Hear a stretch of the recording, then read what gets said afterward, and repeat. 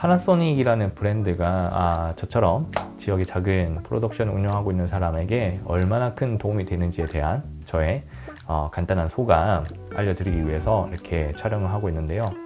저는 부산 지역을 기반으로 소규모의 프로덕션 운영을 하고 있고, 기업의 혹은 기관의 홍보 영상, 그리고 행사 영상, 유튜브 콘텐츠 등 다양한 형태의 영상들을 좀 제작을 하고 있습니다.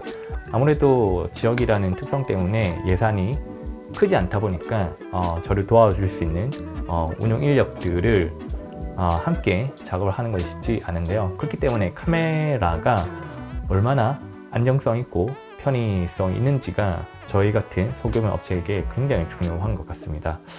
이번에 S5 Mark II-X 체험단에 선정이 되면서 S5 Mark II-X를 한 달 반 가량 쓰고 있고, 또 S5 Mark II도 한 반년 동안 쓰고 있죠. 그러다 보니까 파나소닉의 이 미러리스 S5 Mark II, S5 Mark II-X가 이런 소규모 업체에게 얼마나 큰 장점이 되고 있는지에 대해서 좀 설명을 드리도록 하겠습니다.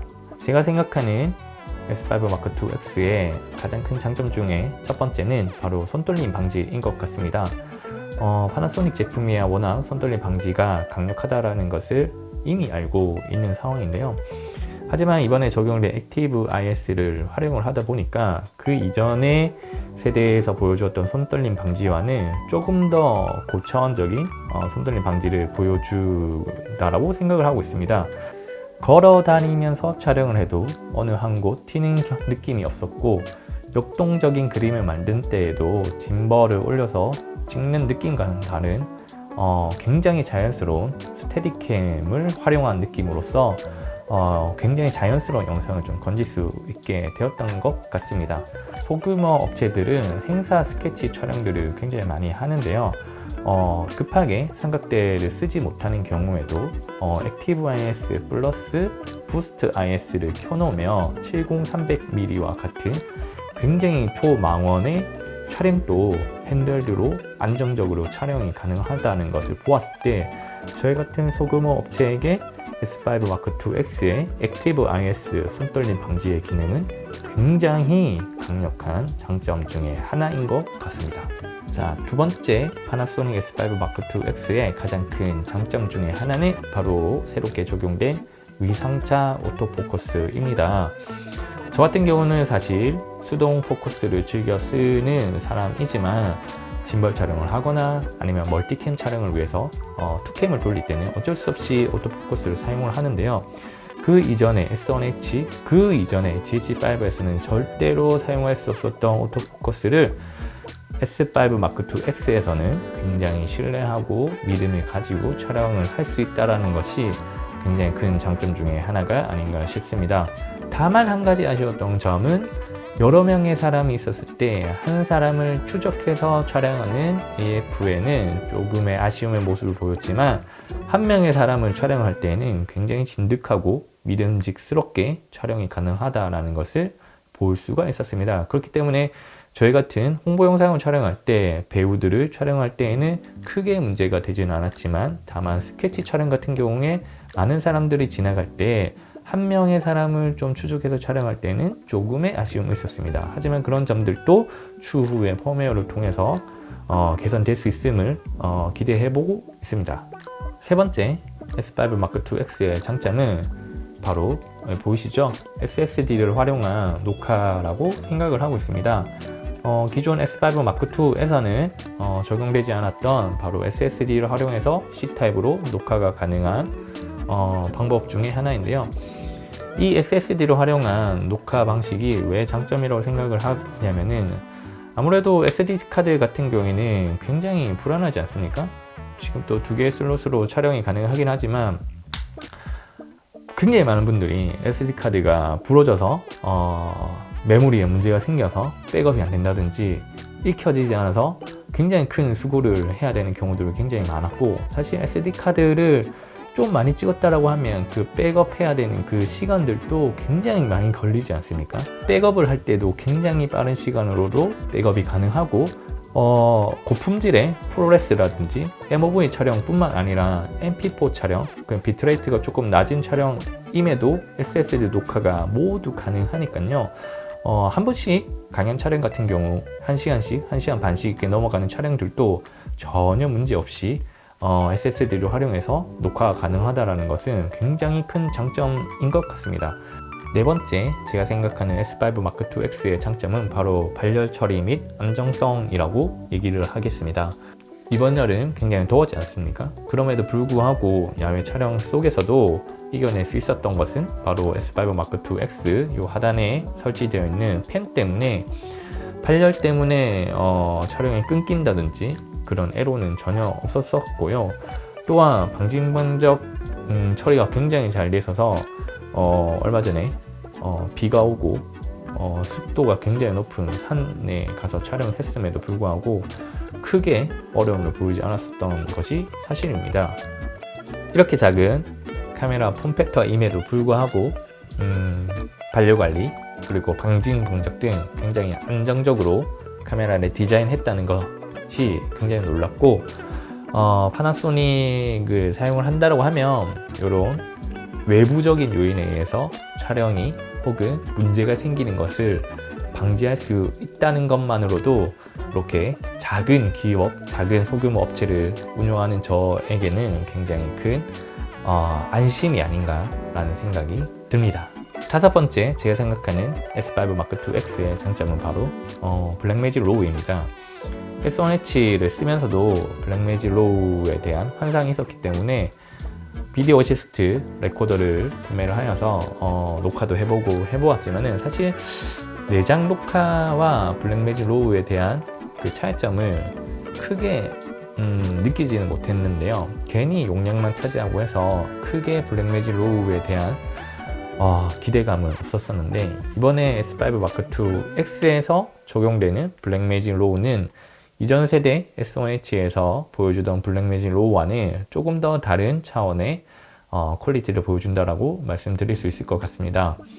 소규모 업체라도 어느 정도 힘을 싣고 촬영해야 되는 경우들도 조금 있는데요. 기업이라든지 기관의 홍보 영상들을 촬영할 때에는 아무래도 고품질의 영상을 조금 녹화를 하려고 노력을 하고 있습니다.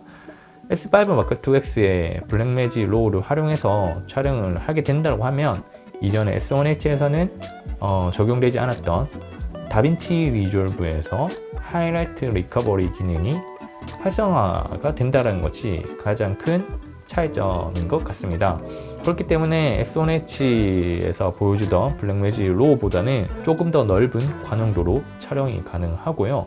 그리고 6K 해상도로 12비트로 녹화가 가능함에도 불구하고 제가 가지고 있는 맥 스튜디오 M1 기본형에도 굉장히 쾌적하게 플레이가 가능하고 편집이 실시간으로 가능하다는 것이 저희 같은 업체들에게는 작은 업체들에게는 얼마나 축복인지 모르겠습니다. 12비트의 6K의 로우 촬영 포맷을 정말 실시간으로 편집이 가능하다는 것이 얼마나 감사한 일인지요. 다섯 번째, 파나소닉 S5 Mark II X의 장점은 바로 이미지 퀄리티입니다. R이나 레드에 비해서 이 300만원도 안 되는 카메라를 비교할 수는 없겠지만 사실 저는 비교해도 된다라고 봅니다.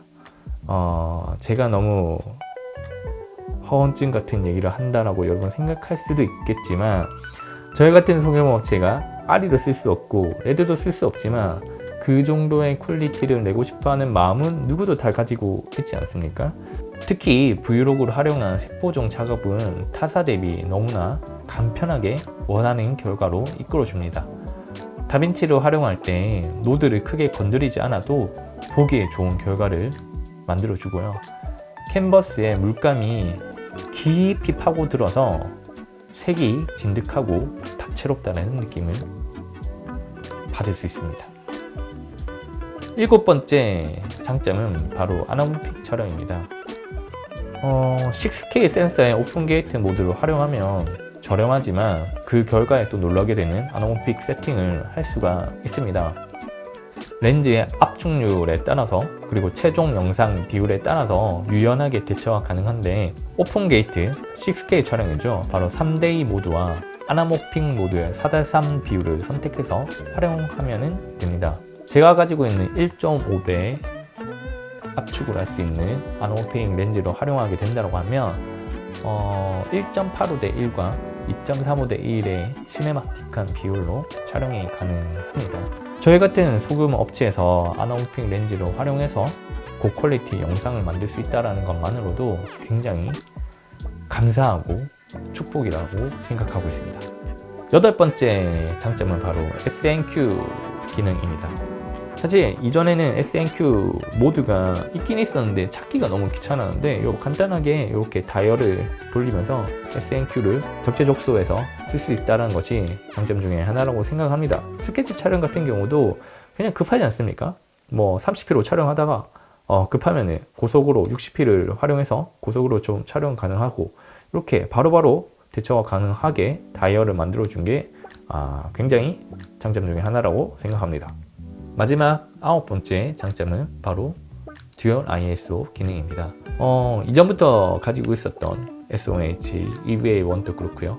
듀얼 ISO를 활용해서 촬영을 계속하고 있지만 역시나 S5 Mark II X도 듀얼 ISO를 적용을 해줘서 저 같은 경우는 브이로그를 자주 촬영하니까 640 기본 베이스 그리고 4000 베이스로 촬영이 가능한 거죠. 파나소닉 같은 경우는 이제 확장 ISO 기능이 있기 때문에 기본이 640에 4000임에도 불구하고 와 이게 4000을 놓으면 너무 밝다라고 했을 때 확장 ISO 기능을 활용해서 2000까지 낮출 수 있는 기능을 활용하면 노출이 어떠한지에 따라서 굉장히 유연하게 대처가 가능한 게 장점이 아닌가 싶습니다. 만약 내가 영상일을 시작을 한다라고 한다면은 굉장히 추천을 해줄 수 있을 만한 제품인 것 같아요.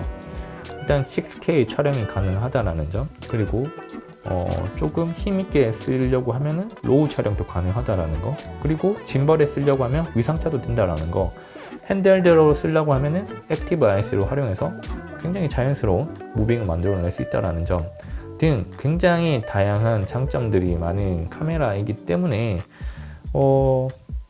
그냥 이제 시작을 하려고 하거나 아니면 메인 카메라 하나 필요하다고 하신다고 하시면 S5 Mark II X 하나만 놓고 쓰셔도 굉장히 가성비 있게 그리고 퀄리티 좋게 활용 가능하시다라고 제가 좀 추천을 드리고 싶고요. 다만 타사 대비 오토포커스에서 조금의 아쉬움은 있지만은 뭐 다른 브랜드들도 그렇지만 세대가 지남에 따라 펌웨어를 통해서 더 좋아질 거라고 기대를 하고 있고 뭐 이 정도 퀄리티의 카메라를 뭐 300만 원도 안 되는 가격으로 사용하기에는 글쎄요 쉽지 않은 것 같습니다. 그렇기 때문에 굉장히 안정성 그리고 퀄리티 그리고 더 나아질 오토포커스를 믿고 한번 쓰셔도 좋지 않을까라는 생각을 합니다. 이제 체험단 또 이제 거의 끝나가는데요. 앞으로 뭐 ES5 Mark II X로 활용해서 좀 더 다양한 콘텐츠들 또 기획을 해보고 좀 고민을 해보겠습니다. 어떤 콘텐츠를 하면 이 좋은 카메라를 더 좋게 보여줄 수 있을런지 좀 더 고민을 해볼 텐데요.